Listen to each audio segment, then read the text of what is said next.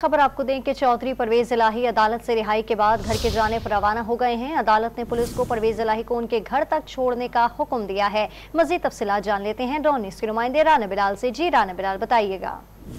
जी, DIG operation Ali Nasir Rizvi को justice Amjad Rafiq ने हिदायत की थी कि आप जो है वो दीगर पुलिस अफसरान से मिलकर बाहिफाजत चौधरी परवेज इलाही को उनके घर जो है वो पहुंचाए और अदालती हुक्म पर पुलिस ने जो है वो अपनी तहवील में लेकर परवेज इलाही को अब से कुछ देर पहले परवेज इलाही जी को लेकर जो है वो उनके घर की तरफ रवाना हो चुके हैं। परवेज इलाही जो है वो कमरा अदालत से निकले तो वो पुलिस के हिसार में थे और उनके जो वकला थे वो भी उनके साथ मौजूद थे और वो पैदल चलकर जो है वो लाहौर हाई कोर्ट के जो मरकजी गेट है वहां तक आए पर गाड़ी में बैठे और उसके बाद ज़हूर अलही रोड अपनी रिहाइशगाह की तरफ जो है वो परवेज इलाही रवाना हो चुके हैं। आज लाहौर हाई कोर्ट ने परवेज इलाही की जो गिरफ्तारी है उसे गैर कानूनी करार देते हुए उन्हें रिहा करने के अहकाम जारी किए थे, लेकिन उसके बाद हमने देखा कि पुलिस की भारी नफरी जो है वो कमरा अदालत के बाहर जमा हो गई थी और जो लतीफ खोसा है वो अदालत में आए और उनकी जरिए से कहा गया